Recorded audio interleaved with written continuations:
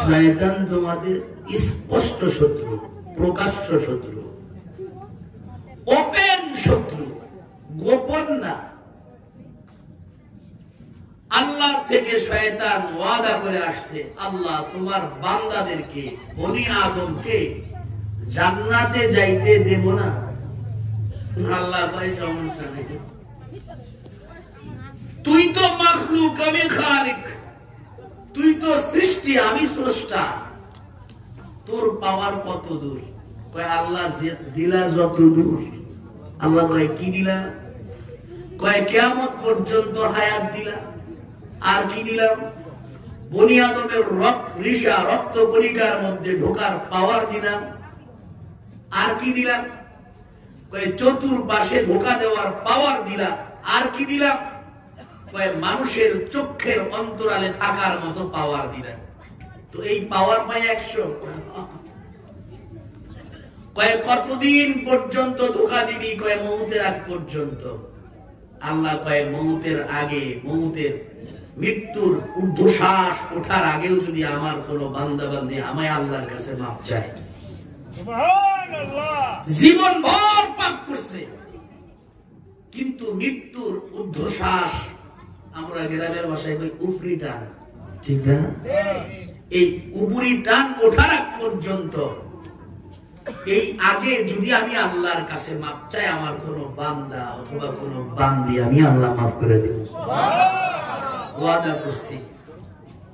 আবার আমার নবীকে বলে দিছি, কোরআনের মধ্যে আমি আল্লাহ বলে দিছি, কি বলছি?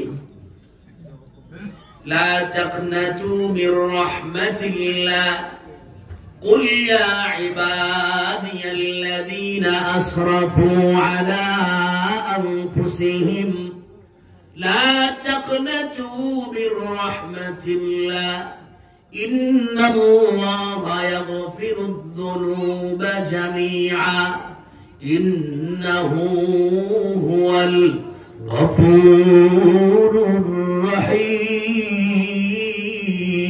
الرحيم আমার নবী আমার বান্দাদেরকে বলে দেন, কুল ইয়া ইবাদি, আল্লাহ কয় রাসূল বলে দেন আমার বান্দাদেরকে। আল্লাহ কি কইছে?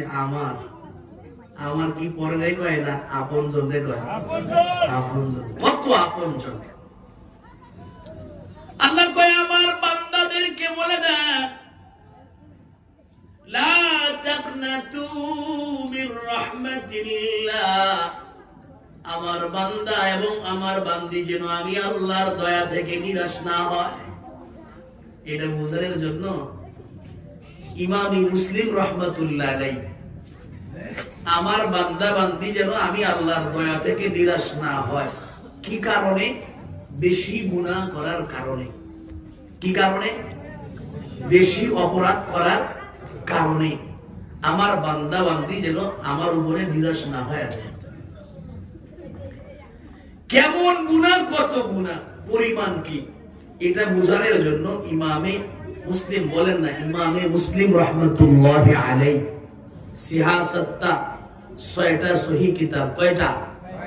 একটু মুখ দিয়ে কইলে ভালো হয় কি, কারণ জীবনে অনেকে হইতে পারে এই 6 সহিহ কিতাব দেখেও নাই, আছে কি নাই, মওতের আগ পর্যন্ত দেখার সুযোগও হবে না, হইতে পারে কিনা। ওই জন্য বইলা বলে একটু সহিহ কিতাব সিহাসাত্তা মানে 6টা হাদিসের সহিহ কিতাব। তার মধ্যে কেউ বলে প্রথম, কেউ বলে দ্বিতীয়। যারা বলে প্রথম তারা বুখারী শরীফকে দ্বিতীয় বলে, দ্বিতীয় স্থানে, আর যারা বলে দ্বিতীয় তারা বুখারী শরীফকে প্রথম স্থানে বলে। এই ইমামে মুসলিম রাহমাতুল্লাহ আলাইহি তার কিতাবের মধ্যে রাসূলের একটা হাদিস আনছেন। আল্লাহর রাসূল সাল্লাল্লাহু আলাইহি ওয়াসাল্লাম বলেন, বনি ইসরাইলের মধ্যে একজন ব্যক্তি ছিল, এটা প্রসিদ্ধ কথা, তারপরও বলি,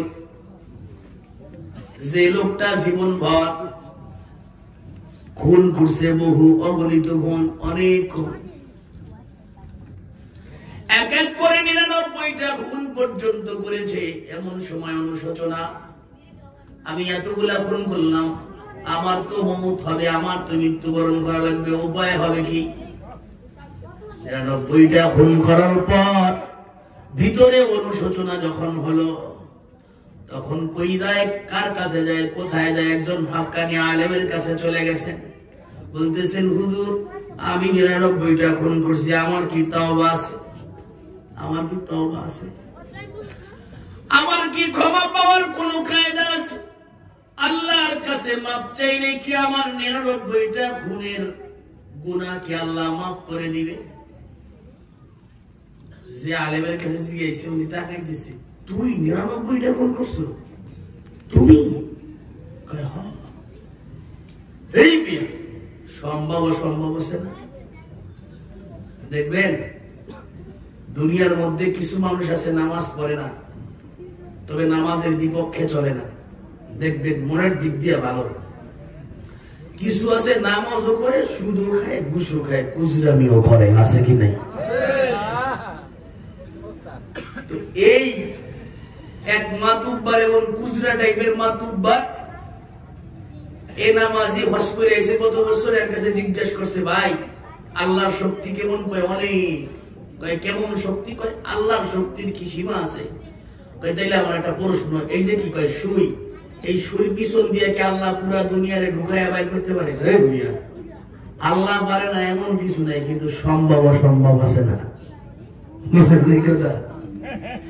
আল্লাহ পারে সবই, কিন্তু সম্ভব অসম্ভব আছে না? কি বুঝলেন? ইমান আছে না ইমান গেছে? ইমান আছে না গেছে?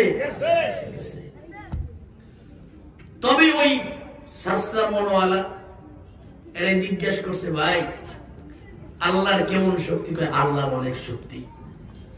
আমি যদিও আল্লাহর গোলামি করি না, কিন্তু আল্লাহর অনেক শক্তি, আল্লাহ সব পারে। আল্লাহ পুরা পৃথিবীকে এই সুয়ের পাশার মধ্যে ঢুকাইতে বাইর করতে পারে? আল্লাহর পৃথিবী ঢুকানোর জন্য আর বাইর করার জন্য সুয়ের পাশা লাগে না, তার চাইতে ছোট হইলেও পারে। তোমার ইমান বোঝার সিস্টেম। তুমি দেখাইছি মিয়া, তুমি যে 99টা খুন করছো, তোমারে মাফ করবে আল্লাহ। কেন আল্লাহ কি ঠেকছে? কয় মাফ করবে না। কয় না, যেহেতু করবেই না সেহেতু আমি আমার কাম বন্ধ করে লাভ কি? আল্লাহ যেহেতু আল্লাহর কাম করবে না, তা আমি আমার কাম চালাই যাই, তোমারও হত্যা করবো। এখানে কিছু কথা আছে। আমাদের সমাজে কিছু মানুষ কয় আরে কই, কিন্তু শুনে না। নামাজের দাওয়াত দেই, কিন্তু পড়ে না।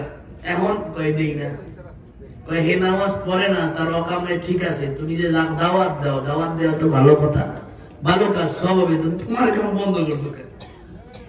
বলেন ঠিক নেই? দাওয়াত দিতেই থাকতে হবে। আল্লাহর রাসূল বলেন, বনি ইসরাইলের লোকটা যখন শুনলো আল্লাহ তাকে মাফ করবে না, সে বলে যেহেতু আল্লাহর কাজ আল্লাহ করবে না, আমি আমার কাজ বন্ধ করে লাভ নাই, আমি হত্যা করব। কিন্তু বন্ধুরে, মাইয়াহদিহিল্লাহু ফালা মুদিল্লা লাহু ওয়া মান ইউদ্লিলহু ফালান তাজিদ লাহু ওয়ালিয়্যাম মুরশিদা।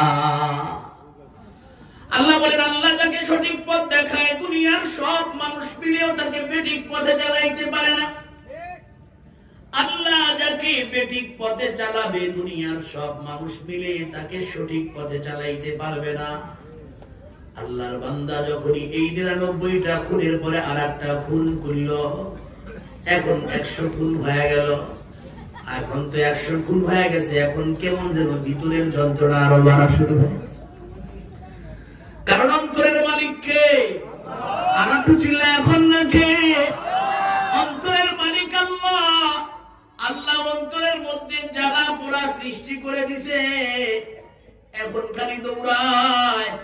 আমি তো অন্যায় পর্যন্ত করে 99টা খুন করছি, আজকে কত বড় ভুল করলাম।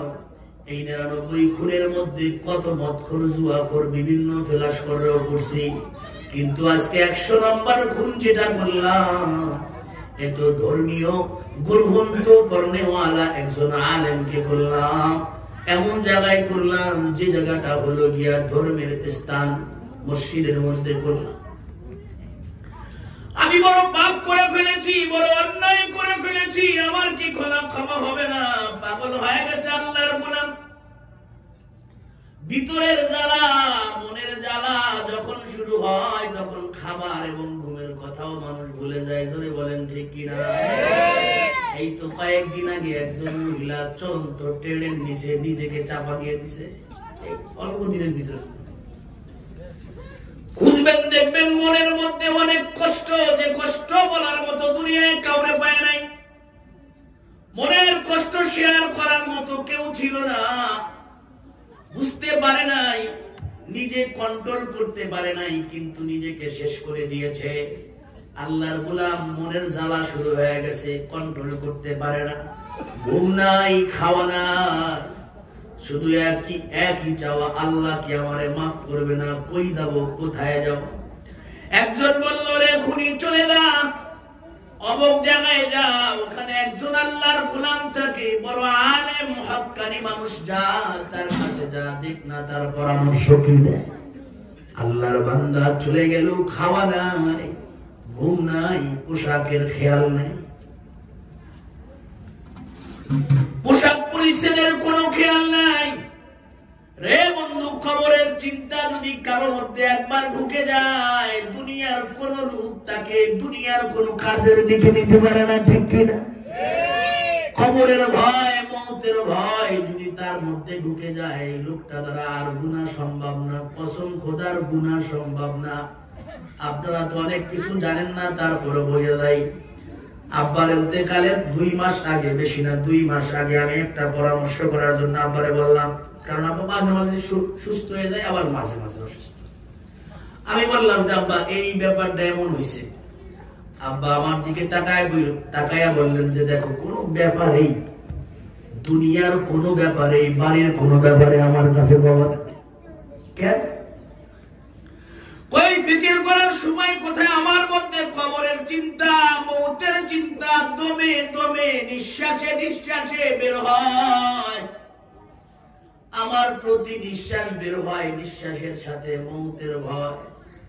আমার নিঃশ্বাস বের হয়, আমি কবরের মধ্যে কেমন করে থাকবো এই ভয়।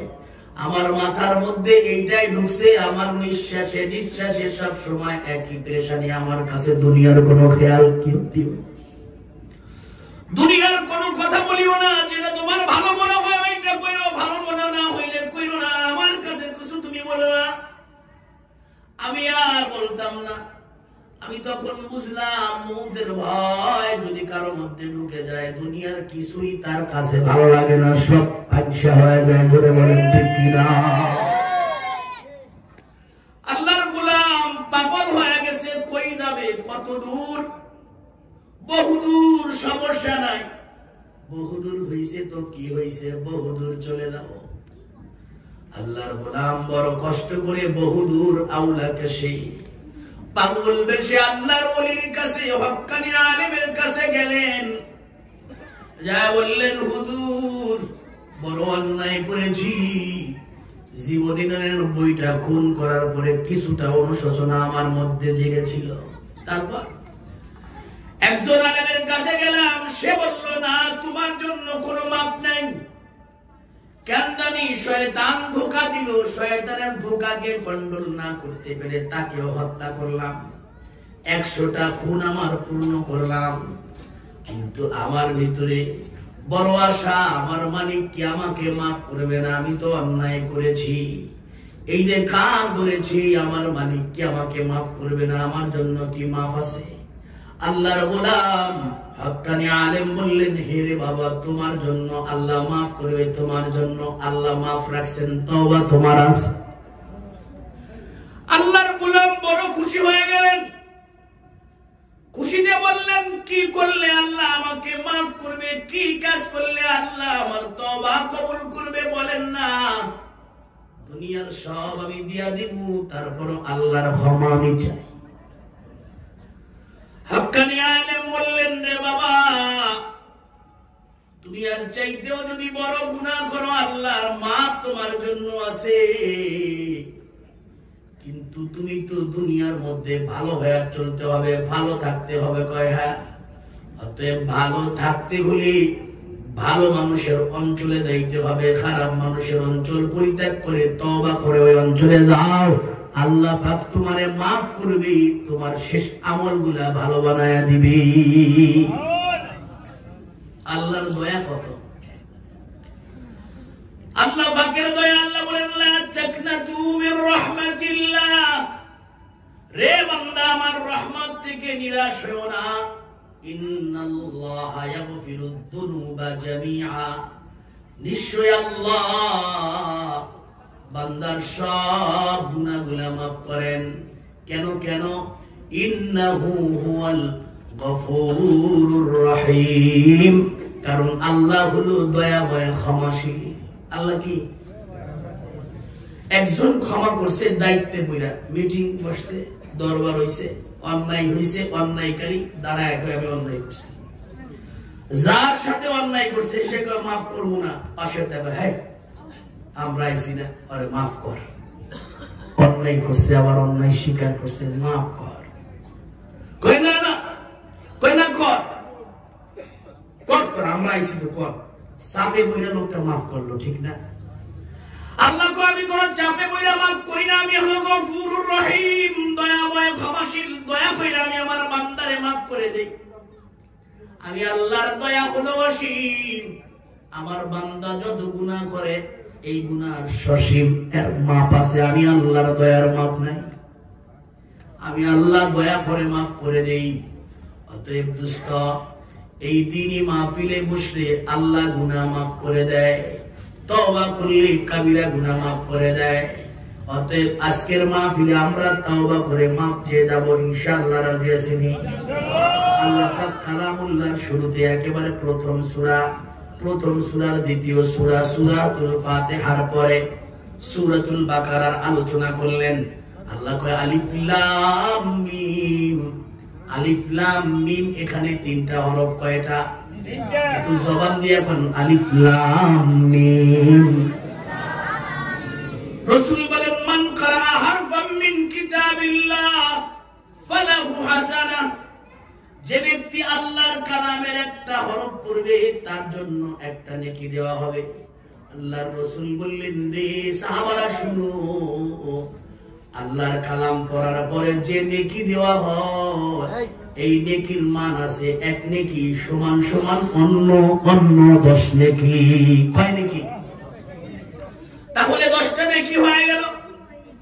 আল্লাহর রাসূল বলেন আলিফ লাম মিম হারফুন লা আকুলু আলিফ লাম মিম হারফুন, আমি রাসূল বলি নাই আলিফ লাম মিম একটা হরফ, বাল আকুলু আল আলিফ হারফুন ওয়াল লাম হারফুন ওয়াল মিম হারফুন। আলিফ একটা স্বতন্ত্র হরফ, লাম আরেকটা স্বতন্ত্র হরফ, মিম আরেকটা স্বতন্ত্র হরফ।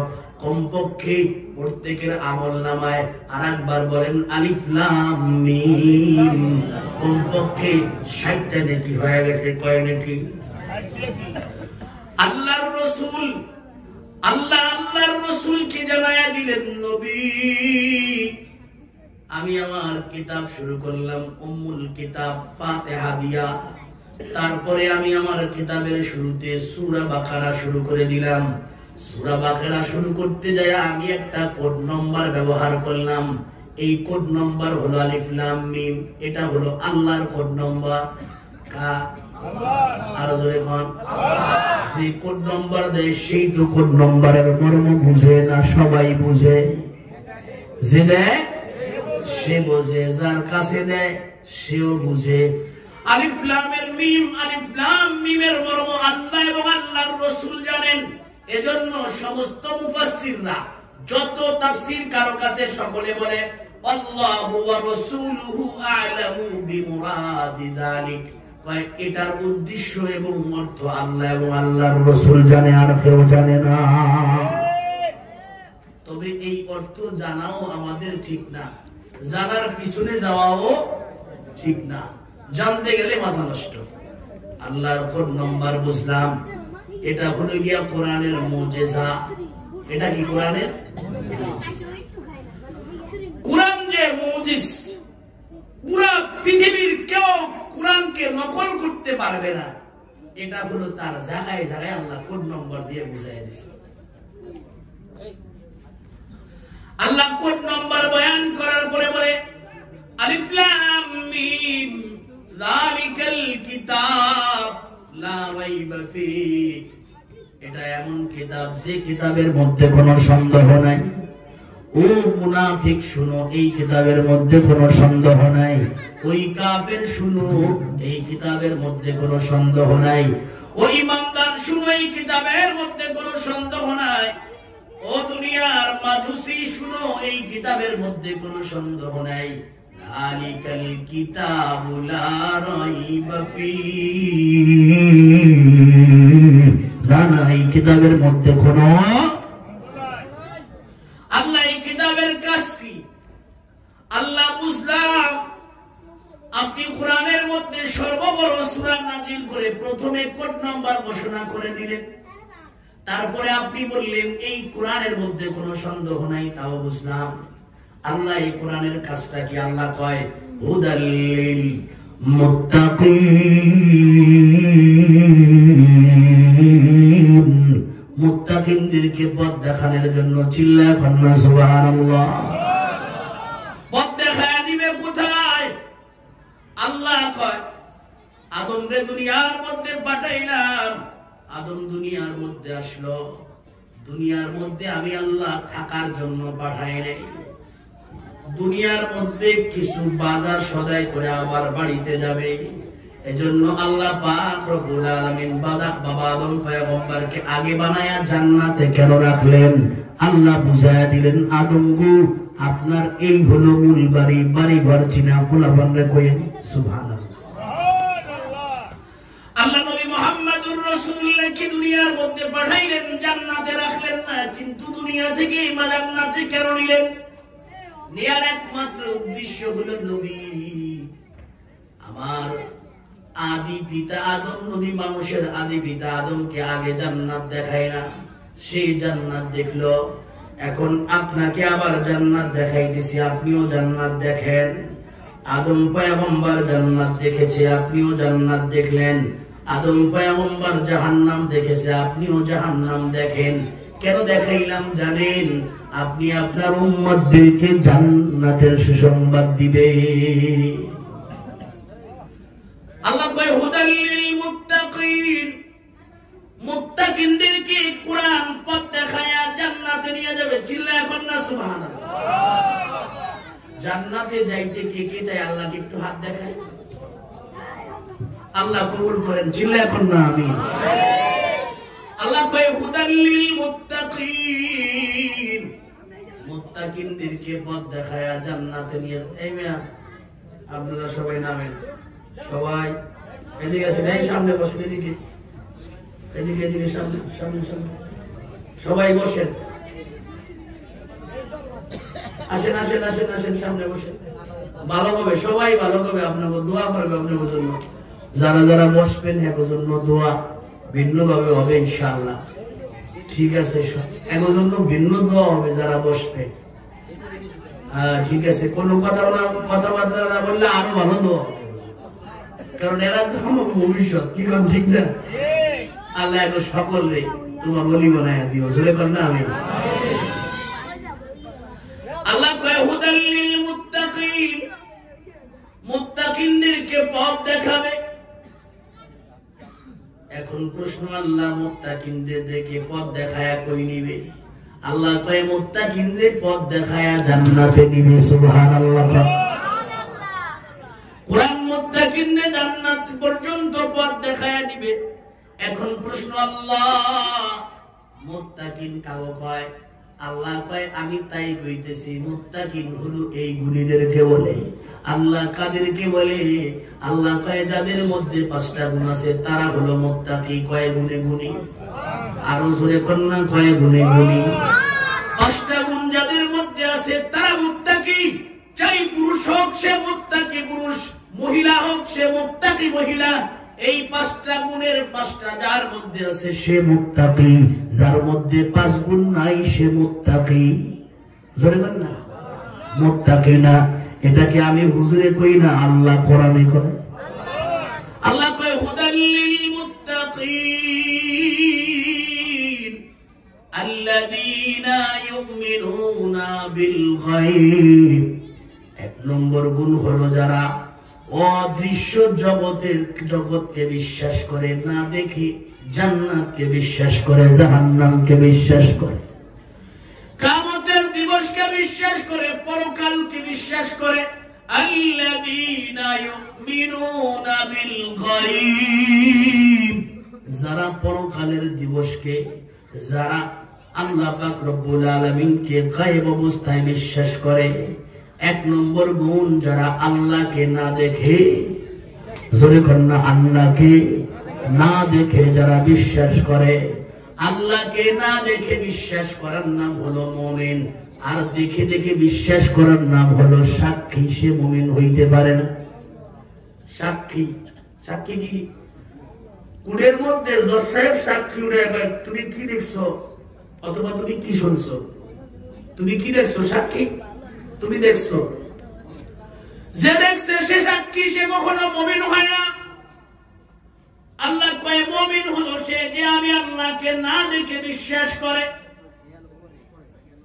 বন্ধু রে, কয় অনেক আছে, অনেক এমন মাইন্ডের মানুষ আছে, কয় যা না দেখি না দুই নয়নে তা মানি না, গুরুর বচনে যা চোখে দেখি না তা মানি না, এরকম বলনেওয়ালা নাস্তিক আছে কি নাই? আমরা কি এমন নেই? কয় না না, সবকিছু দেখা যায় না, অনেক বাস্তব আছে কিন্তু দেখা যায় না। জোরে বলেন ঠিক কিনা? আল্লাহ কয় বান্দা রে, আমি আল্লাহরে দেখতে চাও তাহলে গরমটা কোন দিকে আসে আর কোন দিকে যায় একটু দেখায়। এখন গরমের পাওয়ারে তোমার জামা সব খুলে বানাইছো, ফ্যান ফুল স্পিডে জ্বালায়, তারপরে তোমার গরম দূর হয় না। তুমি তো গরম দেখলাও না, গরমের সঙ্গে তুই একদিন কথাও বলো না, কিন্তু তারপরে তুমি গরম যেহেতু মানো, ও বান্দা গরম তো আমি আল্লাহ বানায় দিছি। জোরে বলেন ঠিক কিনা? বান্দা রে, শীতের প্রতাপ প্রকটে, তার শীত প্রকট, শীত খুব শীত। তুমি তোমার সাধারণ কাপড়ে কাজ হয় না, আর একটা কাপড় পরলা, আর একটা কাজ হয় না, আরো মোটা কাপড় পরলা। কিও ভাই এত কাপড় কেন? কয় বন্ধু রে, আজকের শীতটা কনকনে শীত, এজন্য ছোট কাপড়ে কাজ হয় না, চিকন কাপড়ে কাজ হয় না, মোটা কাপড় লাগে। আরো কত মোটা? কয় অনেক মোটা কাপড় লাগে। আল্লাহ কয় বান্দা রে, আমি আল্লাহ শীত বানাইলাম, শীতের ভয়ে, শীত থেকে বাঁচার জন্য তুই মোটা কাপড় পরস। শীতকে না দেখে তুই বিশ্বাস করস, গরমকে না দেখে বিশ্বাস করস। ও বান্দা, তোমার বড় জ্বর, তোমার শরীরে 102, তোমার শরীরে 103, তোমার শরীরে 104 পয়েন্ট জ্বর, তুমি খুব গরম হয়ে গেছো। কিন্তু বন্ধু, তুমি যে জ্বরের রোগে, তুমি কি জ্বরে দুই একদিন দেখছো নি? আল্লাহ কয় বান্দা, জ্বর দেখো নাই কিন্তু জ্বর মানো আমি আল্লাহ। তোমার শরীর গরম হয়ে গেছে এজন্য জ্বর, তুমি স্বীকার করো। তুমি দেখো পরিবেশটা গরম, এজন্য তুমি গরমকে স্বীকার করো। তুমি দেখো পরিবেশটা ঠান্ডা, এজন্য ঠান্ডাকে স্বীকার করো। ও বান্দা, তুমি কি আমার বানানো আসমান জমিনকে দেখো না? আমি আল্লাহর বানানো গাছপালা তুলতাকে চায়া চায়া দেখো না? দুনিয়ার মধ্যে ছোট্ট একটা ঘর, বিল্ডিং কে তুমি রং করবা, তোমার 1 লক্ষ, 2 লক্ষ, 4 লক্ষ টাকা খরচ হয়ে যায়। এজন্য তুমি এতটুকু একটু রং করছো, এত টাকা খরচ হয়ে যায়। বান্দা টাকা দেয়, আমি আল্লাহ পাক রব্বুল আলামিন জমিন বানায় রাখছি, কিছু জায়গায় সবুজ রং দিয়ে দিছি, সুবহানাল্লাহ, কিছু জায়গায় হলুদ রং দিয়ে দিছি। এই তো কয়েকদিন পরেই দেখবা কত রং, সবুজের মধ্যে আল্লাহ হলুদ বের করে দিয়েছে, হলুদ রঙে পুরা মাঠটা সাইলা হয়ে যাবে। আল্লাহ কয় তাকায় দেখ দেখ, আমি আল্লাহ যদি নাই থাকতাম তাহলে কনা কি রং করলো এই জমিনের মধ্যে? আমি আল্লাহ যদি নাই থাকতাম তাহলে বন্যা আসমান কে বানাইতো? আমি আল্লাহ যদি না থাকতাম তাহলে বন্যা, বর্ষার সময় নদী কানায় কানায় ভরপুর হয়ে যায়, শীত আসতে আসতে আবার ওই পানিগুলা কই চলে যায়? নদীর তলা পর্যন্ত চলে যায়। অনেক নদীতে অনেক জায়গায় তলা পর্যন্ত দেখা যায়। কিন্তু বর্ষার মৌসুম যখন হয় তখন ওই নদীটা পুরা কানায় কানায় ভরে যায়। বন্যা কে পানি দেয় আর কে পানি নেয়? অতএব আল্লাহ বলেন, আল্লাযীনা ইউমিনুনা যারা আমি আল্লাহকে না দেখে বিশ্বাস করো, আমি আল্লাহকে না দেখে বিশ্বাস করার এটা হলো ইমানদার। আর দেখে বিশ্বাস করলে আমি আল্লাহ ওটা পছন্দ করি না। না দেখে বিশ্বাস করছে মুসা পয়গম্বর, আমি তারে নবী বানায়া দিছি। ফিরাউন আমাকে দেখার পরে আমার উপরে ঈমান আনছে, আমি তারে বেঈমান অবস্থায় মারছি। জোরে বলেন ঠিক কিনা? ফিরাউন আল্লাহকে মানে না, যখন আল্লাহকে দেখছে এখন আল্লাহরে মানে। আল্লাহ কয় এমন মানা মানি না, অতএব তুই বেঈমান হয়ে যা। আল্লাহ কয় মুত্তাকি যদি হইতে চাও, ইমানদার নরনারী যদি মুত্তাকি হইতে চাও, 1 নম্বর গুণই হলো আল্লাহকে না দেখে বিশ্বাস করো। ডিমগুলি সময় কি রকম, পার্থক্য নাই মুটি। ডিমগুলি সময় কি রকম, পার্থক্য নাই মুটি। সাদা কালো বাচ্চাগুলো কোথা থেকে ফুটে? জোরে বলেন ঠিক কিনা? ডিমগুলি সময় কি রকম, পার্থক্য নাই মুটি। সাদা কালো বাচ্চাগুলো কোথা থেকে ফুটে? আমরা সবাই বাস করি এই জমিনে, রঙে চেহারার সাথে মিল নাই কারো সঙ্গে। মিল নাই গলার কণ্ঠে, মিল নাই হাতের টিপ। আল্লাহ হলেন একই আল্লাহ, এই কথাটাই ঠিক। চিল্লায় এখন ঠিক কিনা? দ্বিতীয় নম্বর, কারণ আমার আলোচনা হলো 5 নম্বরে দেয়া। দ্বিতীয় নম্বর আল্লাহ বলেন আল্লাযীনা ইউমিনুনা বিল গায়ব।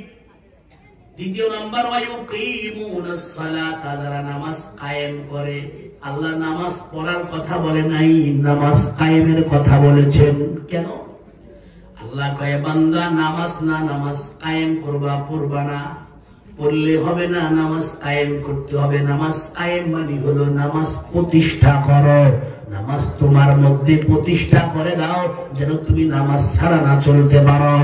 আজ তোমার সংসারে প্রতিষ্ঠা করে দাও, সংসারের নারী পুরুষ সবাই যেন নামাজ না পড়া যেন চলতেই না পারে।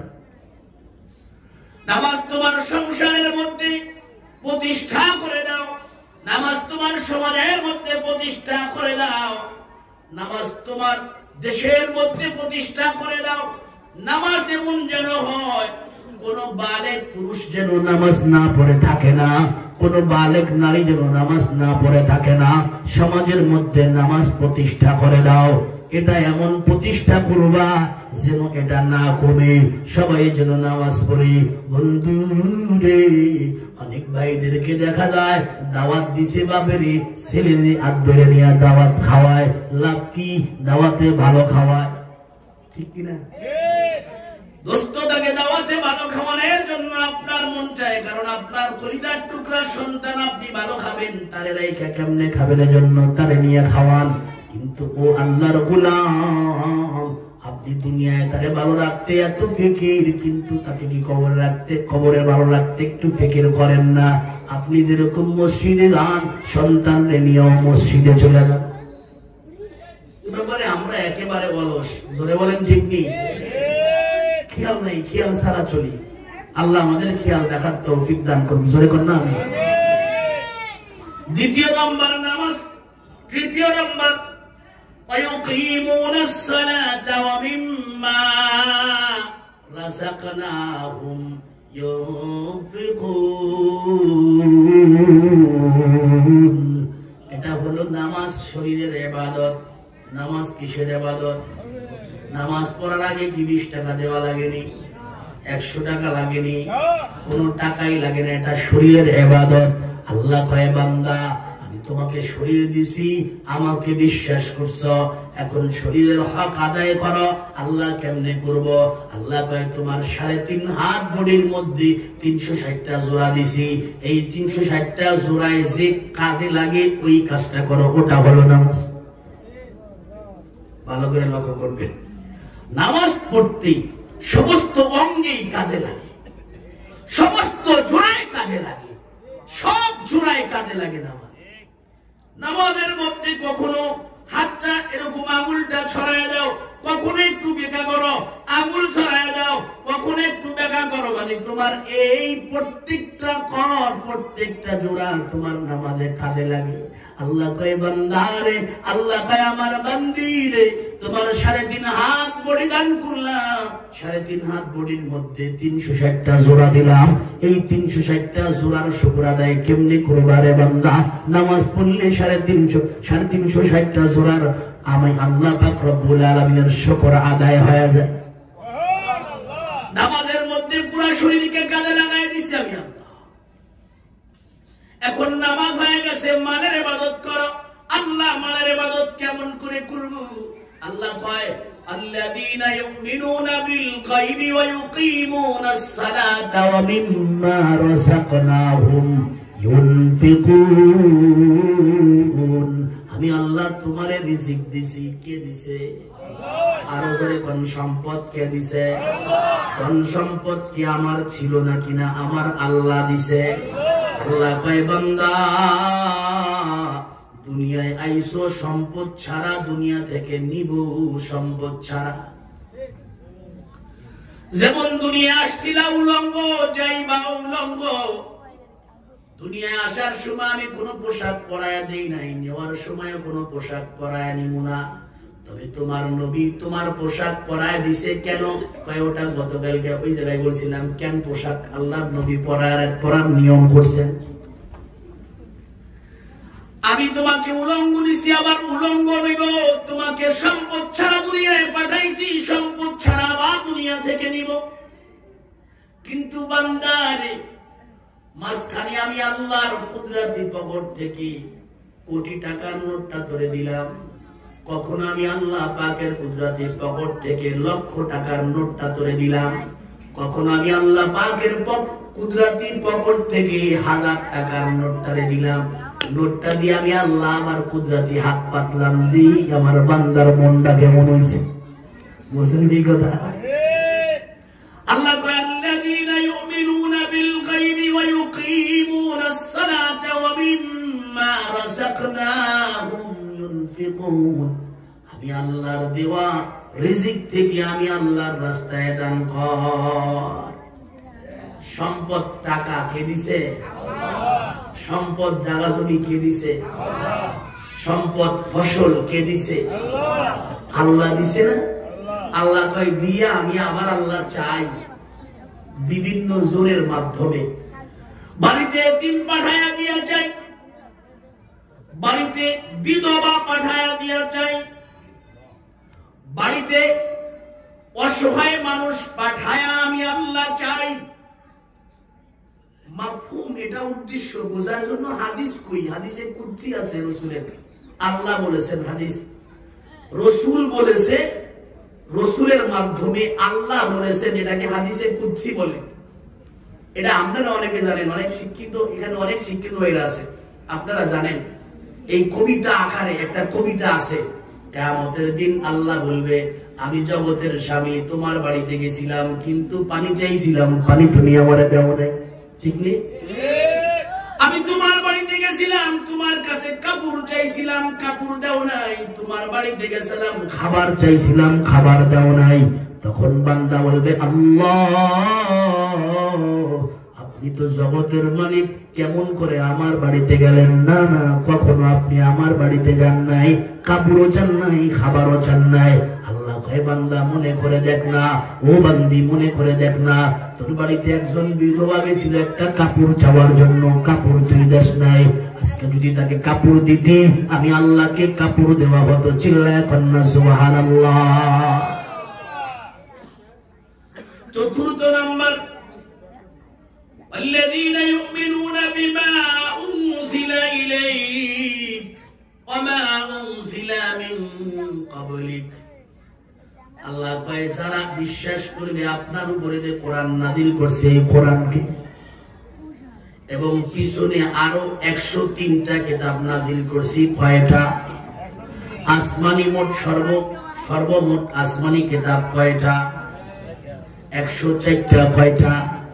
104 খানা আসমানি কিতাব। সকলে একটু মুখ দিয়ে পান, আসমানি কিতাব 104 খানা। আসমানি কিতাব 104 খানা। বড় কিতাব হলো মোট 4 খানা, ছোট ছোট 100 খানা। বড় আর ছোট, বড় হলো 4 খানা, ছোট হলো 100 খান, মোট হলো 104 খান। এ হলো আসমানি কিতাব। মনে থাকবে ইনশাআল্লাহ।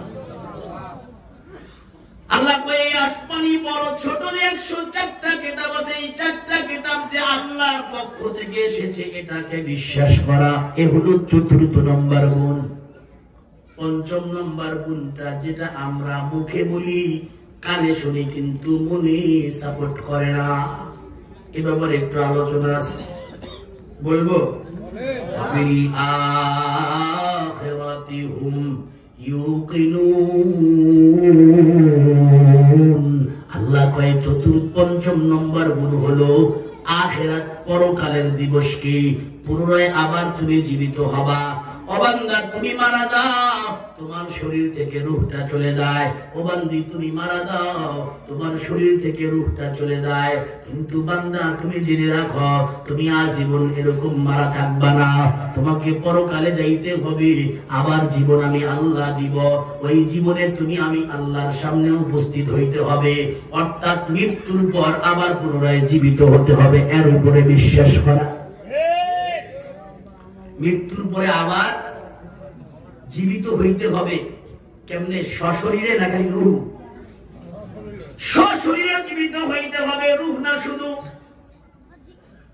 রূহও জীবিত হবে না, শরীরও জীবিত হবে না। রূহ শরীর সব জীবিত হয়ে যাবে, আল্লাহর সামনে দাঁড়াইতে হবে।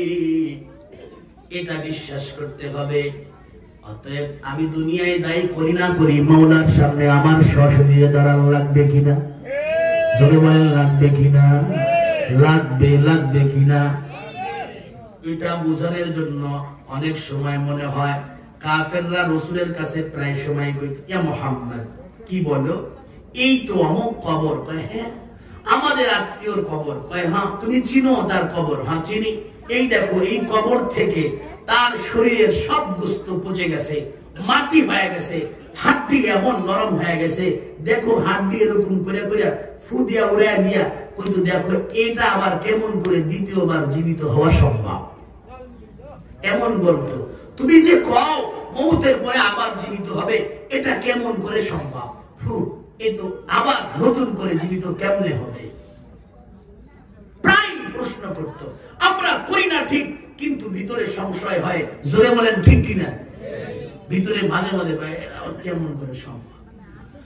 অথচ আল্লাহ কোরআনের মধ্যে বুঝায় দিয়েছেন, কোরআনে ইতিহাসে বলেছেন, আল্লাহ পাক রব্বুল আলামিন যে ব্যাপারে যে সংশয়কে দূর করার জন্য স্বতন্ত্র একটা সূরা নাযিল করেছেন 15তম পারায়, সূরাতুল কাহাফ। কি সূরা?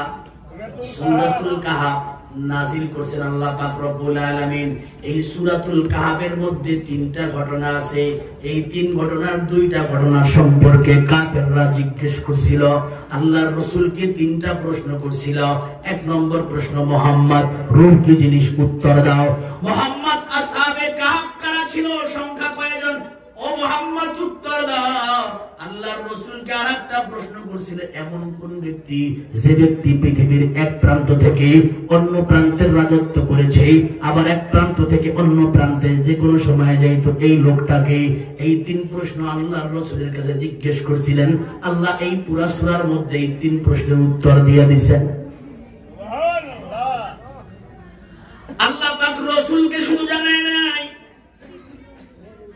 একটা সময় ছিল এমন অবস্থা, বর্তমান রোম যেখানে অবস্থিত, কেউ বলে না রোম না, স্পেন যেখানে অবস্থিত, স্পেন, এই জায়গায় একটা ঘটনা ঘটলো। একজন দিনদার পরহেজগার মুত্তাকি বান্দা, আল্লাহ ওয়ালা আলেম খোদাবিরু রাষ্ট্রের রাজ্য প্রধান হলেন, বাদশা হয়ে গেলেন, বড় বাদশা। এই বাদশা হলো দিনদার পরহেজগার মুত্তাকি আল্লাহ ওয়ালা বাদশা। তিনি পরকালকে বিশ্বাস করেন। 64 আর রিওয়ায়াতের মধ্যে আছে 68 বছর পর্যন্ত রাজত্ব চালায়, রাজত্ব পরিচালনা করেছেন। কিন্তু দেশের মধ্যে হঠাৎ করে একটা বিভেদ সৃষ্টি হয়ে গেল, 3 পক্ষের মানুষ হয়ে গেল। এক পক্ষের লোকেরা কয় মৌতের পরে আর জীবিত হবে না। আর এক পক্ষের লোকেরা কয় না না, মৌতের পরে জীবিত হবে, তবে জীবিত হবে হলো রূহ, শরীর না। আর এক পক্ষের লোকেরা কয় না, মৌতের পরে জীবিতই হবে না। আর এক পক্ষের লোকেরা কয় না, মৌতের পরে শরীর এবং রূহ উভয় জীবিত হবে। আল্লাহ নতুন করে আবার জীবিত করবেন। অথচ বাচ্চা ছিল দিনদার পরহেজগার, সে বিশ্বাস করে না মৌতের পরে সশরীরে আল্লাহ জীবন দান করবেন, আল্লাহ সশরীরে উঠাইবেন। বাচ্চা বিশ্বাস করে। দেশের মধ্যে এই সমস্যা নিয়ে মাঝে মাঝে গ্যাঞ্জাম লাগে। দেশের মধ্যে যদি জায়গায় জায়গায় মারামারি হয়, রাষ্ট্রপ্রধান যারা আছে, রাষ্ট্র যারা চালায়, ঘুম থাকে কথা বল না। রাষ্ট্র বাদ দেন, গ্রামে আসি। গ্রামের এই কোনায় আজকে মারামারি, এই কোনায় পরের দিন, ওই কোনায় আগের দিন, এর মধ্যে যদি এক গ্রামে খালি ঘন ঘন মারামারি হয়, গ্রামের মানুষের শান্তি আছে? জরিমানা আছে? বাচ্চা তো দিনদার আল্লাহওয়ালা। বাচ্চা যখন দেখলো দেশের মধ্যে পরকাল বিশ্বাসী ব্যাপারে, পরকাল কেউ বিশ্বাস করে কেউ বিশ্বাস করে না, এই ব্যাপারে ঝগড়া শুরু হয়ে গেছে। বাচ্চা আল্লাহওয়ালা যখন মানুষদেরকে বুঝাইলেন, বুঝে না, তখন সে রাতের বেলা একটা ঘরের মধ্যে, অন্ধকার ঘরের মধ্যে ঢুকে যাই নামাজ বিছায়া আল্লাহ পাক রব্বুল আলামিনের কুদরতি কদমে সিজদায় পড়ে গেছে। কি করছে? কুদরতি কদমে সিজদায় পড়ে গেছেন। আল্লাহ পাক রব্বুল আলামিন কুদরতি কদমে যখন বান্দা সিজদায় পড়ে গেছে আর দোয়া করেছে, আল্লাহ আমি মানুষ, আমার ক্ষমতা নাই, কিন্তু আপনি সব পারেন। জোরে বলেন ঠিক কিনা? আল্লাহ আমি এখন কি করব? দেশের মধ্যে নাস্তিকের সংখ্যা বেড়ে গেছে, কিয়ামতকে মাননেওয়ালা মানুষ কমতেছে। আল্লাহ আপনি এমন একটা ঘটনা ঘটায়া দেন, যে ঘটনার কারণে এই দেশের মানুষ সকলেই আমার মতো ইমানদার হয়ে যায়। এই বাচ্চার দুয়ার ফল আল্লাহ পাক আসহাবে কাহাফকে 309 বছর পরে জীবিত করছেন। কত বছর পরে? আরো জোরে বলেন না, কত বছর পরে? 309 বছর পর্যন্ত আল্লাহ আসহাবে কাহাফ গর্তবাসী 7 জন যুবক ছিল, একটা কুকুর। এই 309 বছর পর্যন্ত এই 7 জন মানুষ আর একটা কুকুর ঘুমিয়েছিল। আল্লাহ তাদের 309 বছর পরে এই বাচ্চার দোয়ার কারণে আল্লাহ জীবিত করে দিয়েছে। পৃথিবীর মানুষকে জানিয়ে দিয়েছেন, দেখ রে মানুষ, আমি আল্লাহ আসহাবে কাহাফের 7 জন যুবককে, শুধু যুবক নয়, সাথে কুকুর পর্যন্ত 310 বছর 9 বছর পরে জীবিত যদি করতে পারি, তাকায় দেখ আমি আল্লাহ সবকে আবার মৌতের পরে জীবিত এমনই করতে পারি। ঠিক কিনা? বলবো? জোরে বল, বলবো? কে কে রাজি আছেন? এটা আগুসে করেন তো। আল্লাহ কবুল করুক। চিল্লায় করুন আমিন। 16 নম্বর পারা সূরার নাম কি? সূরাতুল কাহফ। বলেন না, সূরাতুল কাহফ 16 নম্বর পারা।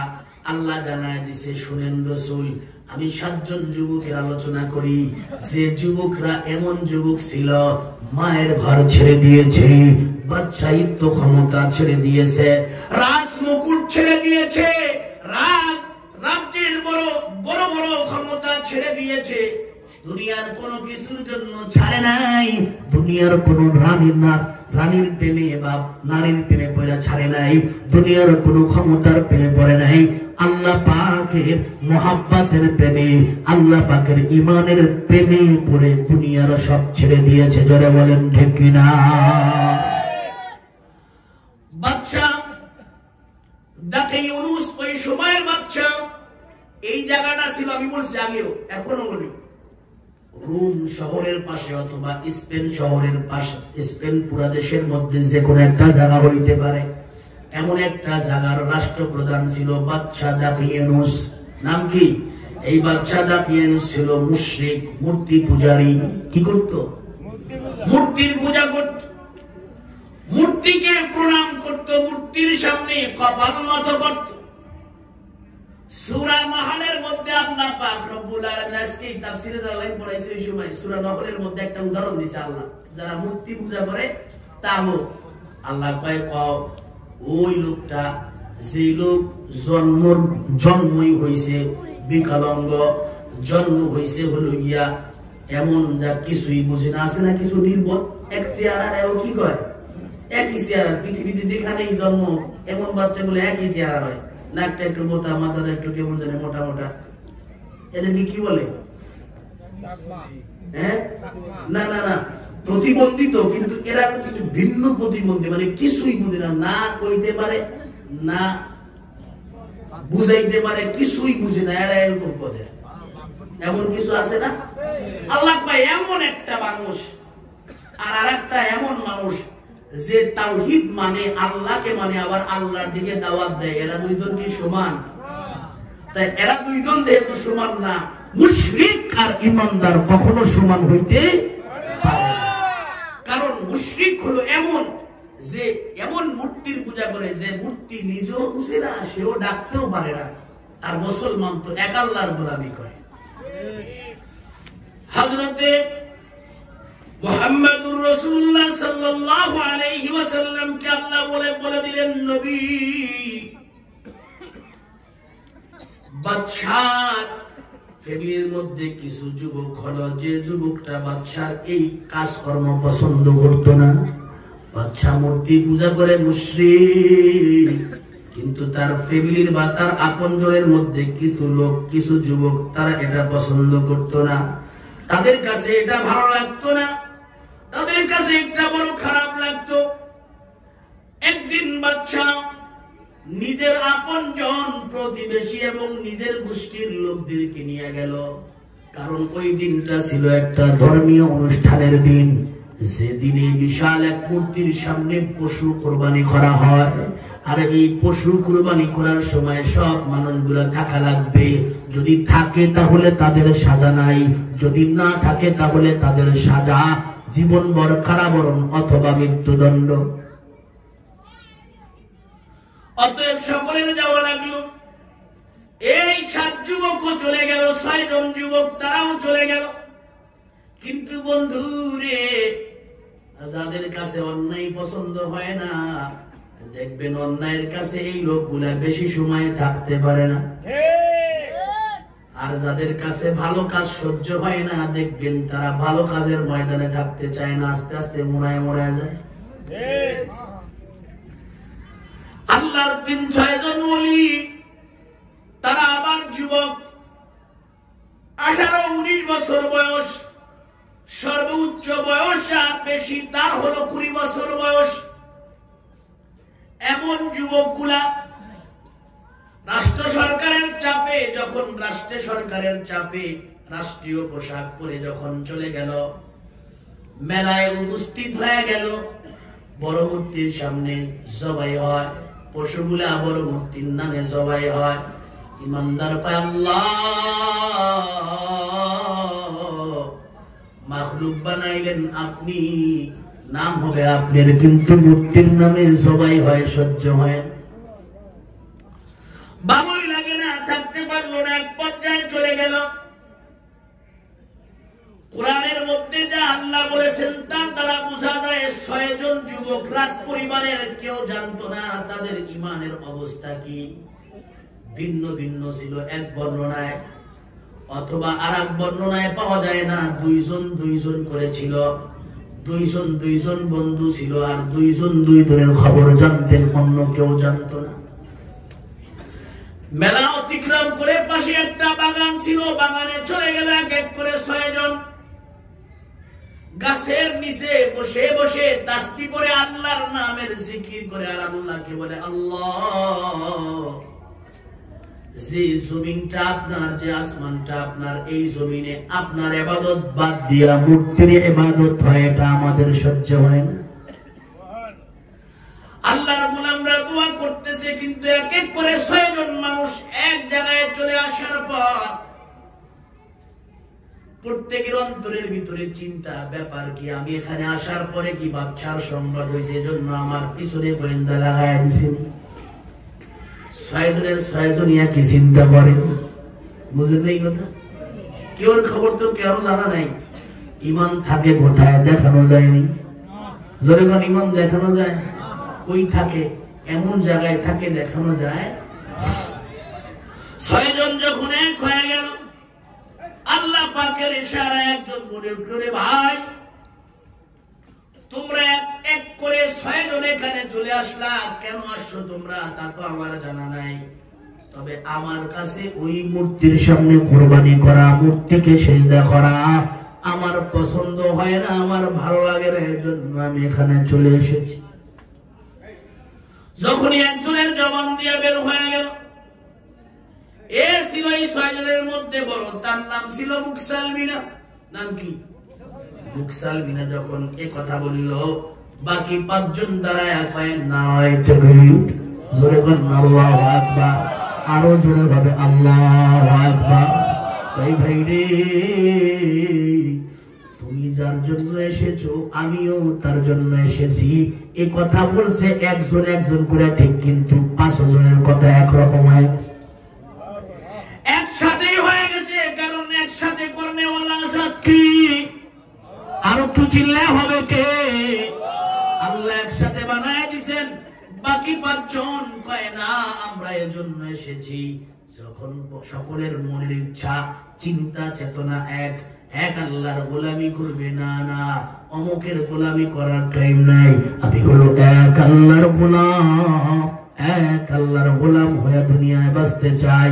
3 জন এরকম করে 6 জন যখন এক হয়ে গেল, হওয়ার পর এখন 6 জন বসে বসে পরামর্শ করে, ভাইরে তোমার বাড়ি কোথায়? কয় অমুক জায়গায়। তোমার বাবার নাম কি? কয় তমুক। এমন পরিচয় করতে করতে দেখে এই 6 জনই রাজবংশের মানুষ। আমরা এই 6 জন পাশাপাশি থাকার পরও 6 জনের পরিচয় ছিল না। এখন 6 জনের পরিচয় হয়ে গেল। রে ভাই, আমরা একটা জামাত হয়ে গেছি, আমার মাওলার রহমত জামাতের উপরে আছে। কওনা জীবন দিবা কিন্তু ঈমান দিব না, রাজি আছি? কয় হ্যাঁ রাজি আছি। মুকসালমিনা যখন বলল, ভাই জীবন দিবা কিন্তু ঈমান দিবা না, কে কে রাজি আছি? কয় আমরা রাজি আছি। এই জীবন দিয়া ঈমান দিব না, জীবন দিব। আমার মাওলার কাছে ঈমান নিয়া জুমা দিলে আমার মাওলা প্রকৃত জীবন, জান্নাতের জীবন দান করবে। দুনিয়ার জীবন তো জীবনই না, জান্নাতের জীবনের কাছে জোরে বলেন ঠিক কি? 6 জন রাজি হয়ে গেছে। এখন 6 জনের কাজ কাম ভিন্ন, এরা অত কোনো ওদিকে যায় না, কোন মূর্তির পূজার দরবারে যায় না, পূজা করে না। রে মুসলমান, বাবা মূর্তির পূজা করে, মা মূর্তির পূজা করে, বাবাও মূর্তির পূজা করে, মাও মূর্তির পূজা করে, ভাই বন্ধুর মূর্তির পূজা করে, কিন্তু তার ভিতর থেকে আল্লাহকে মাননেওয়ালা ইমানদার 6 জন যুবক বের হয়ে গেছে, ঠিক না? এখন তারা আর এই মাটির মূর্তি বা পাথরের মূর্তির ইবাদত করে না, এক আল্লাহর ইবাদত করে, এক আল্লাহকে মানে। তাজা ইমানদার, ভিন্ন মজা এখন সৃষ্টি হয়ে গেছে, মজা পাইতেছে তাজা ইমানদার। ইমানের মজা আছে, আমলেরও মজা আছে, জোরে বলেন ঠিক নেই? যে আমল করে নাই এর কাছে জিগাইলে বুঝান যাবে না, কারণ যে মিষ্টি খায় নাই এর কত খাতা কলমে বুঝাবেন মিষ্টি মিষ্টি লাগে, খাতা কলমে মিষ্টি মিষ্টি লাগে বুঝাইলে হবে? খাওয়ায় দিতে হবে, একবার জিহ্বার উপরে দিতে হবে, এলে বুঝবে। আমলের মজা আছে, ইলমের মজা আছে, কোরআন তেলাওয়াতের মজা আছে, হাদিস পড়ার মধ্যে মজা আছে। ইমানি পাওয়ার নিয়ে যখন আল্লাহর গোলাম 6 জন যুবক চলে, তারাও মজার মধ্যে আছে, এজন্য তারা মূর্তির দরবারে যায় না। কিন্তু বন্ধু রে, সমাজের মধ্যে ভালো হয়ে থাকতে চাইলে কি হবে? কিছু লোক আছে সমাজের মধ্যে, দেখবেন এরা মানুষের ভালো থাকতে দেয় না। এই 6 জন যুবকের ব্যাপারে বাদশার কাছে জানাই দিল। বাদশা, কি ব্যাপার? আপনার বংশের 6টা যুবক বর্তমান দেখি একসাথে ঘুরে, এবং ভাব বেশি ভালো না। কেন? ওরা মন্দিরে তেমন যায় না, আমরা যে পূজা করি ওরা আর একদিকে যায়, কি জানি কয়। অবভাব ভালো না, এটা পছন্দ করে না ভাব। অতএব এদেরকে যদি এখনই ঠিক না করেন তাহলে কিন্তু সামনে আপনার চলতে কষ্ট হবে। বাদশার মাথা ভারী হয়ে গেছে, বাদশা ডাক দিছে। ডাক দেওয়ার পরে এখন বলছে, রে আমার বংশের লোকেরা, রাজ পরিবারের মানুষ, রাজ পরিবারের পোশাক তোমাদের শরীরের মধ্যে, তোমাদের গায়ের মধ্যে রাজ অলংকার পরা, তোমরা যদি আমাদের বিপক্ষে, আমার বিপক্ষে চলো তাহলে তো দুনিয়ায় চলে মজা পাবো না। আমার ক্ষমতা দিনের দিন কমবে, বাড়বে না। কি করতে চাও তোমরা কও না। তোমাদের জন্য অপশন দুইটা। এক নম্বর অপশন, তোমাদের হত্যা হতে হবে, অথবা চিরতরের জন্য তওবা করে আমার কাছে আসতে হবে, আমার কাছে থাকবা। এই কথা বলার আগে পুরা শরীর থেকে কাপড় খসায়া ফেলাইছে। রাজ্যের পোশাক, রাজ পরিবারের যে মর্যাদার পোশাক, মর্যাদার পোশাক আগেই খুলছে, ভয় দিছে। রাজ পরিবারের পোশাক তোমাদের শরীর থেকে খুলো। যুবক 6 জন রাজ পরিবারের পোশাক পর্যন্ত খুলে ফেলছে। বাদশা তখনই বুঝেছে আসলে এরা যেন মানুষ না, এরা একটু কঠিন। এজন্য বাদশা জল্লাদ পর্যন্ত ডাক দিছে, জল্লাদ চলে আসো, এদেরকে এখনই মৃত্যুদণ্ড দেওয়া হবে। কিন্তু এই 6 জন যুবক 6 জনের দিকে তাকায়, কেউ কারো দিকে তাকায়, একজন আর একজনের দিকে তাকায়। এদের চোখ মুখের মধ্যে কোনো চিন্তার ছাপ নাই, ভয়ের কোনো চিহ্ন নাই। ভিতরে কেমন যেন একটা ভিতর থেকে আনন্দ প্রকাশ পায়। বাদশা যখন ভয় পুরোপুরি দিল, ভয় দেওয়ার পরে এখন বলতেছে এদেরকে আবার জামা পরায় দাও, তোমাদেরকে আজকের জন্য মাফ করে দিলাম, যাও আজকের জন্য মাফ করে দিলাম, আগামীকাল সকালবেলা আসবা, সকালবেলা আসার পর আমার কাছে আইসা তওবা কইরা আবার আমাদের ধর্মে ঢুকবা, এই শর্তে তোমাদেরকে মাফ করে দিলাম, চলে যাও। 6 জন যুবক এই শর্ত শুনিয়া বের হয়ে গেল। বের হয়ে বেশি দূর না যাইয়া 6 জন আবার বসে গেছে। রে ভাই, না না, আর বাড়িতে থাকা গেল না, কারণ বাড়িতে থাকলে আর ঈমান টিকানো যাবে না, ঘরে থাকা যাবে না, ঈমান টিকানো যাবে না। ঈমান টিকাইতে হলে ঘর থেকে বের হতে হবে। কিভাবে বের হব? মুকসালমিনা সকলের মুরব্বী ভাই, আপনি ফয়সালা দেন। এখন ঘরে যাও, বাড়িতে যাইয়া কিছু পয়সা আনো, যার যেরকম পারো কিছু টাকা পয়সা নিয়ে আসো। তারপর টাকা পয়সা নিয়ে এখানে আসবা, সন্ধ্যার পরে এখানে বলবো। ঠিক পরামর্শ যা হলো তাই। সন্ধ্যার পরে 6 জন যুবক বাড়ি থেকে কিছু মাল টাকা নিয়ে উপস্থিত হয়ে গেল। মুকসালমিনা বলে, রে ভাই, আল্লাহর সাহায্য দরকার, কারণ আমরা হলো গিয়ে আল্লাহর পথে চলেছি, আল্লাহর সাহায্য আমাদের দরকার। অতএব অর্ধেক টাকা ভাগ করে ফেলাও। কয় ভাগ করে ফেলেছি? অর্ধেক টাকা তামলিখাকে দাও। এই জামাতের মধ্যে একজন চতুর বুদ্ধিমান লোক ছিল, তার নাম হলো তামলিখা। দেখতে বড় চমৎকার, অনেক সুন্দর বুদ্ধি যার, খুব মেধাবী, মেধা সম্পন্ন ব্যক্তি। কয়ের কাছে অর্ধেক টাকা দিয়ে দাও, এই আল্লাহর রাস্তায় গরিব অসহায়কে এই পয়সাগুলা দান করে দিক। আমরা আল্লাহর রাস্তায় বের হচ্ছি, আল্লাহর রাস্তায় দান করে বের হই, আল্লাহর রহম করম পাবো। মুকসালমিনার ফয়সালা সকলে গ্রহণ করলেন, সকলে সুন্দরভাবে মেনে নিলেন। মুকসালমিনার ফয়সালা, ভাই সুন্দর বুদ্ধি দিছ, আল্লাহর রাস্তায় কিছু টাকা দান করে দিয়ে গভীর রাত মানুষ ঘুমায় গেছে, যার যার ঘরে এসে সে ঘুমায়। আল্লাহর গোলামরা গভীর রাত যখন হইছে, অন্ধকারাচ্ছন্ন হয়ে গেছে, কোন মানুষ আর রোডে গাড়ে নাই, দোকানে বাজারে দোকান পাটেও নাই। এমন সময় গভীর রজনীর দেশ ত্যাগ করতেছে, রওনা করছে আস্তে আস্তে, পাও টিপে টিপে রওনা। কিছু দূর যাওয়ার পর একজন যুবক, তার সামনে দেখা। যুবক বলে, কে? মুকসালমিনার সামনে সে বলে, ভাই আমি। ভাই ভাই রে, আমি তোমাদের অপেক্ষায় কয়েকদিন পর্যন্ত এখানে দাঁড়ায় আছি। কয় সংবাদ পাইলা কেমনে? আমরা এখান দিয়ে আসবো, তুমি কে? কয় আমি তো মতনই একজন। সুবহানাল্লাহ। আর একটু জোরে বলবেন। কয় সংবাদ কেমনে পাইলা? কয় পেয়েছি, তোমরা যে রবের গোলাম ওই রবের আমিও গোলাম। তোমরা যে রবের উদ্দেশ্যে ঘর ছাড়ছো, বাড়িও ছাড়ছো, আমিও ওই রবের উদ্দেশ্যে ঘর বাড়ি ছাড়িয়া পুরো রেডি হয়ে গেছি তোমাদের সাথে যাবো। আল্লাহ তাই বলেন, আল্লাহ পাক রব্বুল আলামিন বলেন আসহাবে কাহফের সংখ্যার ব্যাপারে তিনটা মত আছে, তিনটা মত। তার মধ্যে কেউ বলে 5 জন, 4 জন ছিল হলো গিয়া লোক আর 1 জন হলো কুকুর। কয়েক কেউ বলে না না না 6 জন ছিল মানুষ, 1 জন ছিল কুকুর। কেউ বলে না 7 জন ছিল মানুষ, 1 জন ছিল কুকুর। এই মতটাই আল্লাহ প্রাধান্য দিয়েছে, আল্লাহ পছন্দ করছেন। 6 জন যুবক রওনা করলো, রাখাল বলে আমাকে নিয়ে যাইতে হবে, কারণ তোমরাও যার গোলাম আমিও তার গোলাম। এই শিরকের রাষ্ট্রের মধ্যে আমি আর থাকতে চাই না।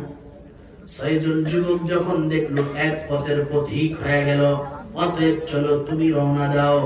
এখন যুবক 7 জন হয়ে গেছে। 7 জন যুবক কিছুক্ষণ হাঁটার পর তাকায় দেখে পিছনে একটা কুকুরও হাঁটে।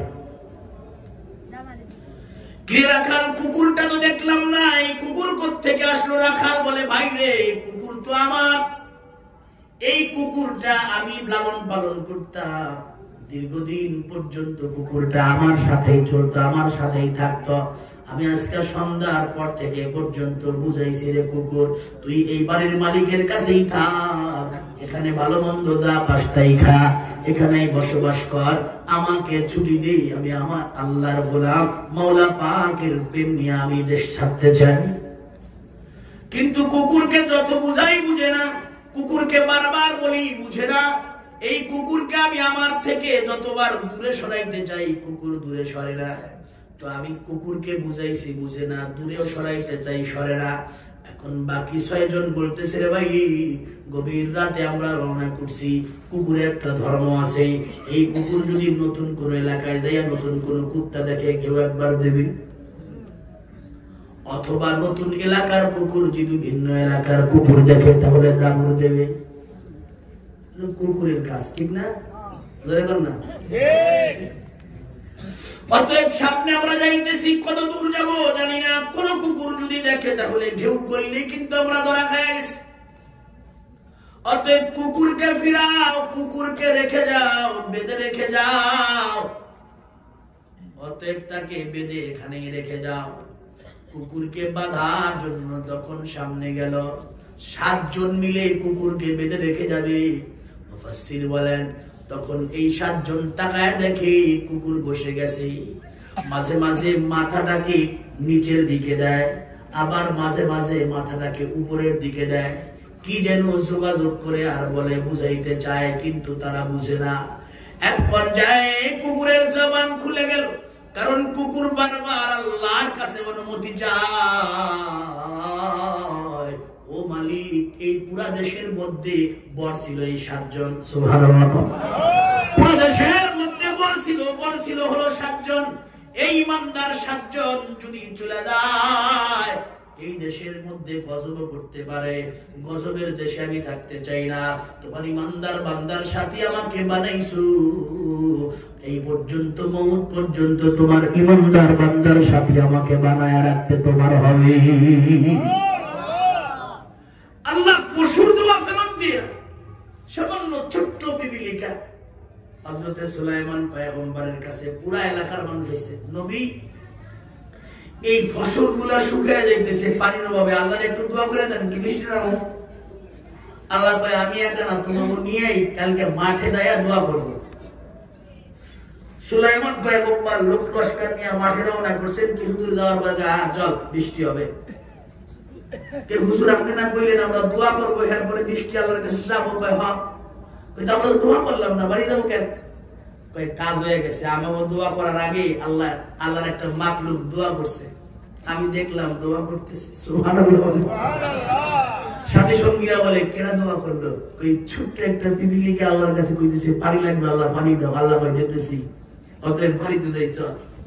সুবহানাল্লাহ। আল্লাহর মাখলুকগুলো আল্লাহর কাছে দোয়া করে, আল্লাহ তাদের দোয়া কবুল করেন। কুকুরের দোয়া কবুল হয়ে গেল। আল্লাহ পাক রব্বুল আলামিন কুকুরের জবানকে খুলে দিলেন। কুকুর এখন বলে, ও ভাইরা, না না, তোমরা যেহেতু আল্লাহর বন্ধু, আমিও তোমাদের বন্ধু, তোমাদের ক্ষতি হোক এমন কোন কাজ আমি করব না।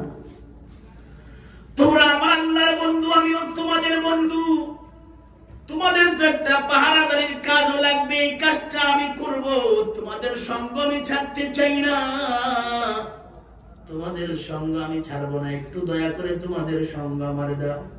না না, কোনো টু শব্দ করব না, কোনো চিৎকার চেঁচামেচিও করব না, কারণ তোমরা হলো আল্লাহর 7 জন গোলাম। আমি একটু তোমাদের গোলামি করে জীবনটা কাটাইতে চাই। যখন কুকুরে কথা বলে 7 জন যুবক কয়, না রে না, দেখছুনি কুকুরটা কথা কয়, অতএব আল্লাহ পাক রব্বুল আলামিনের থেকেই এই পাওয়ার নিছে। হ্যাঁ চলো, কুকুর সহ চলো। আল্লাহ কোরআনের মধ্যে বলেন, এই কুকুর সহ যখন চললো 7 জন যুবক সহ কুকুর, আল্লাহ কয়, আম হাসিবিতা আন্না আসহাবাল কাহফি ওয়ার রাকিম কানু মিন আয়াতিনা আজাবা ইদ আওয়াল ফিতিয়াতু ইলাল কাহফি ফাকালু রব্বানা আতিনা মিন লাদুনকা রাহমাতাও ওয়া হায়্যি লানা মিন আমরিনা রশাদা। 7 জন যুবক যখন রওনা করেছি, এখন ওই রাখালকে বলতেছে, রে রাখাল, এই অঞ্চল তো তোদের এলাকার পাশের অঞ্চল, আমরা চিনি না রে ভাই, বল না বন্ধু, এখানে আমরা কোথায় আত্মগোপন করব? রাত্র তো বেশি নাই, এই রাত্র যদি শেষ হয়ে যায় আর আমরা 7 জন এখান দিয়ে যদি যাইতে থাকি, তাহলে রাষ্ট্রের গোয়েন্দা অনেক আছে, আমাদেরকে ধরে রাষ্ট্রপ্রধানের দরবারে নিয়ে যাবে। অতএব এখানেই আমরা আত্মগোপন করতে চাই। রাখাল কয়, টেনশন করিও না, আমার জানা মতে একটা পাহাড়, এই সে সামনে দেখতেছো পাহাড়, এই পাহাড়ের পদদেশে বিশাল এক বড় গুহা আছে, আমরা এই গুহার মধ্যে আত্মগোপন করি, কেউ দেখবে না, কেউ জানবে না, চলো না। রাখালের পরামর্শ অনুযায়ী যখন 7 জন ওই গুহার মধ্যে ঢুকলো, কুকুর কয়, বন্ধু রে, তোমরা ভিতরে ঢুকো, আমাকে দরজায় পাহারাদারি করতে দাও। চিল্লায় কন্যা সুবহানাল্লাহ, জোরে জোরে হবে সুবহানাল্লাহ। কুকুর পাহারাদারির জন্য দাঁড়ায় গেল। আল্লাহর গোলাম 7 জন যুবক, সকালবেলা টাইম হয়ে গেছে, ফজরের নামাজের টাইম। আল্লাহর গোলাম 7 জন যুবক ফজরের নামাজ পড়লো, সকালের নামাজ পড়লো। পড়ার পর এখন আল্লাহর কাছে দোয়া করে, 2টা হাত উঁচা করে আল্লাহ কয়, ফাকালু রব্বানা আতিনা মিন লাদুনকা রাহমা। ফাকালু, অতঃপর তারা বলল, কি বলল? রব্বানা, হে আমাদের রব, আতিনা মিন লাদুনকা, আমাদেরকে আপনার পক্ষ থেকে দান করেন, রহমাতান, দয়া। আর দয়ার কয়েকটা ব্যাখ্যা, তার মধ্যে একটা ব্যাখ্যা হলো, আল্লাহ আপনি আমাদেরকে আপনার পক্ষ থেকে এই দিনের উপরে চলে দিনের উপরে ইন্তেকাল করার তৌফিক দান করেন। ওয়া হাইলানা মিন আমরিনা রশাদা, আমরা যে কাজে এসেছি এই কাজের সামনের ভবিষ্যৎ আমরা কিছু জানি না। আমরা জানি তো ভবিষ্যৎ, আমরা জানি, যখন আমরা জানি। আল্লাহর বান্দা যুবক গুলা বলতেছে, সামনের ভবিষ্যৎ সম্পর্কে আমরা জানি না, আপনি সামনের ভবিষ্যৎ সম্পর্কে আমাদেরকে সঠিক পথ দেখান। এই দোয়া করছে, এই দোয়া করিয়া নামাজ পড়া হয়ে গেছে, দোয়া করা হয়ে গেছে। আল্লাহ কয়, রাত ভরে হাঁটলা, আমি আল্লাহ পাক রব্বুল আলামিন তোমাদের একটু আরামের ব্যবস্থা করতেছি। এই দোয়া করার পর আল্লাহ পাক রব্বুল আলামিন কানের মধ্যে ঘুম দিয়া দিছে, চোখের মধ্যে ঘুম দিয়া দিছে। আল্লাহ কয়, ফাদরাবনা আলা আযানিহিম ফিল কাহফি সিনিনা আদাদা।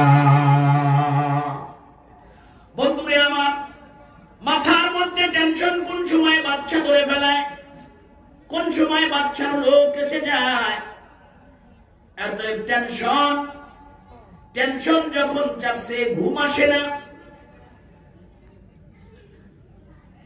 ওই পুরা 7 জন জামাতের মধ্যে যে বড় চতুর তামলিকা, তাকে মুকসালমিনা বলতেছে, ভাইরে ফজর তো নামাজ পড়লাম, সকাল হয়ে গেছি, অতএব তুমি একটা কাজ করো, আমরা এই গর্তের মধ্যেই থাকি, তুমি একটু এলাকার ভাব বুঝো, একটু ছদ্মবেশে যাও, সিরা ফাটা কাপড় পরে পাগলের বেশে একটু এলাকা দিয়া ঘোরা দিয়ে আসো, একটু ঘুরে আসো, দেখো অবস্থাটা কি, আমাদের ব্যাপারে কোনো কথাবার্তা শোনো কিনা।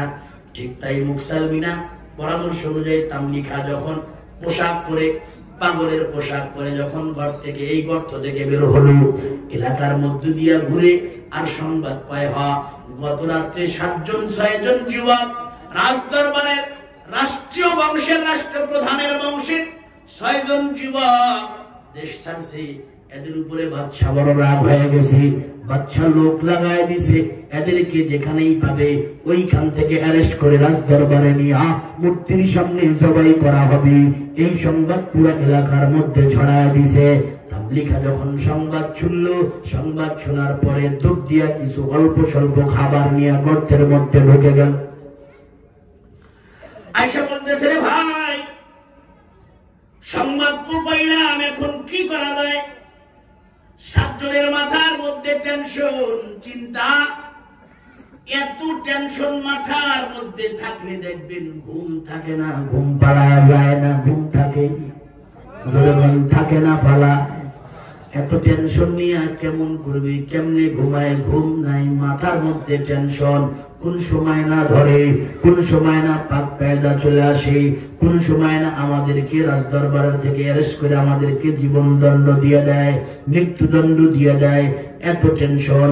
আল্লাহ কয়, বান্দা রে, মান কানা লিল্লাহি কানাল্লাহু লাহু, যারা আমি আল্লাহর হয়ে যায়, আমি আল্লাহও তার হয়ে যায়। টেনশন করবি, মাথা সুস্থ থাকলে তো টেনশন করবি, টেনশন করবি। টেনশন দূর করার জন্য বড় ঔষধ হলো ঘুম, ঠিক কিনা? অতএব তোদের টেনশন আমি আল্লাহর সহ্য হয় না, কারণ তোরা আমি আল্লাহর রাস্তায় নেমেছো।